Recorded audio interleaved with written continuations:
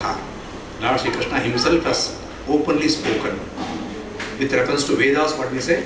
It is the Nishwasa or the exhalation of Nirguna Nirakara Parabrahma. Nirguna Nirakara Parabrahma, we cannot comprehend, we cannot see, we cannot understand what Nirguna Nirakara Parabrahma is. If we show a point of light as Paranjyoti, which is not having eyes, ears, nose, legs, hands like us, we cannot easily comprehend that it is Paramatma. So that is why Paramatma has to take birth in the human form and he has to descend down from Vaikuntha. So descending down from the skies is called Avatara. Avatara in Sanskrit, the actual word means getting down from very high place. That is Vaikuntha. Krishna says, Yada yadahi dharmasya glanir bhavati bharata abhyuttanam adharmasya tadatmanam sujamiham paritranaya sadhunam vinashaya cha dushkrutam dharma samsthapanarthaya sambhavami yuge yuge. So the entire two slokas, 4th chapter, 7th and 8th sloka will give you, will clearly tell you when Lord Shri Krishna takes avatar, when Lord Shri Krishna can be expected in this world.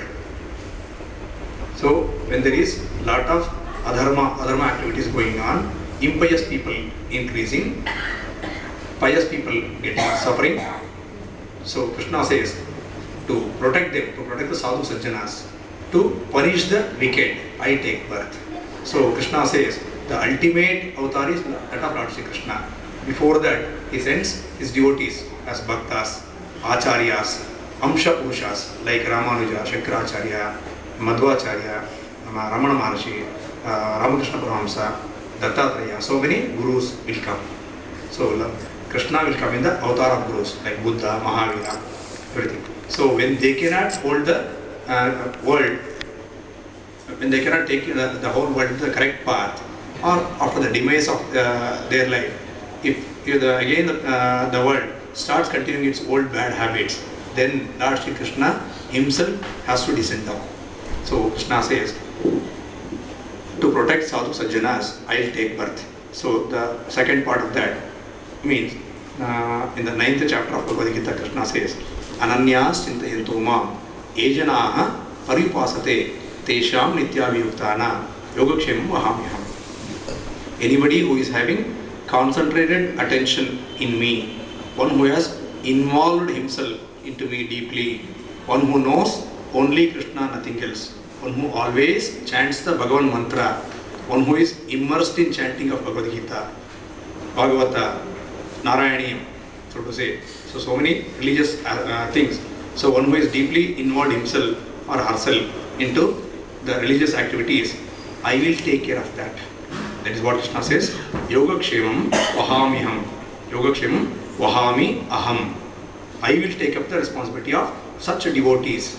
So such devotees can be seen in the examples of Mirabai, Bhakta Kumbara, Santa Tukaram, Bhakta Markandeya, Bhakta Dhruva, Prahlada. They are all ideal devotees. So in Kali Yuga, we will have a lot of adulteration in bhakti. Our bhakti may not be 100% pure, as that was in the case of Prahlada and Dhruva. But still, we can lead ourselves, we can go ourselves into their path to practice as much as possible. Yathanu Shakti. Okay? As much as possible, we have to study the religious texts. Now and again, everyday chanting of Bhagavad Gita will give you so many miraculous benefits. I think you have all pamphlets of Bhagavad Gita chanting. What are the results of Gita chanting? What benefits a person can accrue by chanting Bhagavad Gita? So not only Bhagavad Gita, Bhagavata, Lalita Sahasranama, Durga Sahasranama, Shiva Sahasranama, Ganapati Sahasranama. There are so many Ashtotras chanting, some related to ritualistic practice of that also. We do almost all of that. So anybody who sticks out to ritual form, let them change to Bhagavad Gita. When they make time to study Bhagavad Gita, at least one chapter, so that lot of confusion caused by ritualistic life will be cleared. So Bhagavad Gita can be used as a ready reckoner of our life. It is a total guide of our life. We call it Margadarshi, Jivanada Margadarshi. It is a guide of entire life. Whatever doubts that you have, not only from practical world, that is materialistic world, and as also from birth to death and beyond death, whatever doubts that a spiritual aspirant can get, all questions have been answered in the most authentic and authoritative way possible by Lord Sri Krishna himself. So beyond Bhagavad Gita, you don't find any other text, not even Upanishads, not even Brahma Sutras, not even Ramayana, Mahabharata and other texts.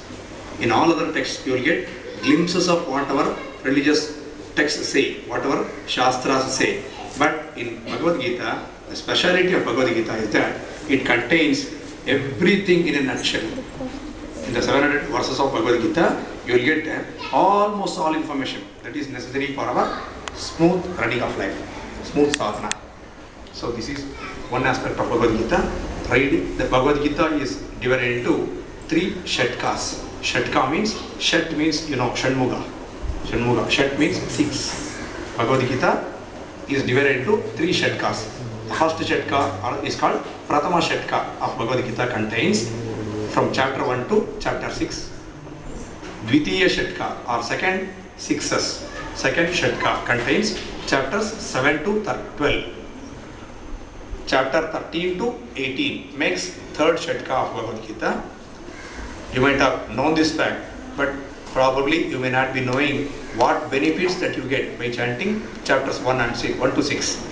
Chanting Bhagavad Gita from 1 to 6 chapters every day removes the laziness or the tamo guna in a person. It is what?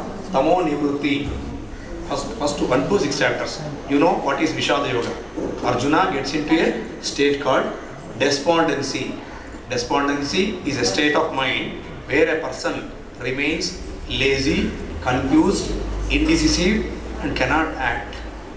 Even if he acts, he will not know whether it is good or bad. What result his actions may yield, he will have a total doubt. So, by studying chapters 1 to 6 of Bhagavad Gita, you will get to know, you will remove tamoguna in you, the laziness in you, the inertness in you will get out. Second chapter of second Shatka of Bhagavad Gita, starting from chapters 7 to 12. 7th is Saptama Adhyaya, Astama Adhyaya, Rajavidya, Rajagukya Yoga, 9th chapter. 7th Jnana Vijnana is 7th. 8th is Akshara Brahma Yoga. These are all based on creation of this world. That is, it is related to cosmology. Cosmology means how this entire universe was created, who created it, what are the causes and effects of that, who is the supreme controller of this universe, what is Sri Krishna, how Sri Krishna can be viewed, understood with reference to second Shatka of Bhagavad Gita. So it shows Krishna is not only Kuti Krishna as we just see him, he is the universal form of all gods and goddesses. That is 33 crore devatas, 33 koti devategalu, 33 crore devatas that we Hindus, not only Hindus, every god and goddesses that is being worshipped by other religions also. So Krishna is inclusive of all gods and goddesses that we Hindus worship. So he is Shiva, he is Parvati, he is Ganesha, he is Subramanya, he is Hanuman, he is Bhava, he is everything encompassed.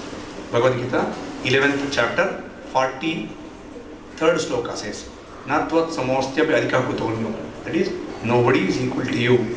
Then how can I understand that there is some supreme controller above you? So that is why Krishna is called Anishvara. One of the Sahasranamas of Lord Sri Krishna says he is Anishvara. Anishvara means Ishvara, as you know, it is the Lord or supreme controller. So Anishvara means a person who is not having any other Ishvara or any other Lord above himself. He is called Anishvara. So there is nobody to control Lord Sri Krishna, and he himself is the supreme commander, supreme controller.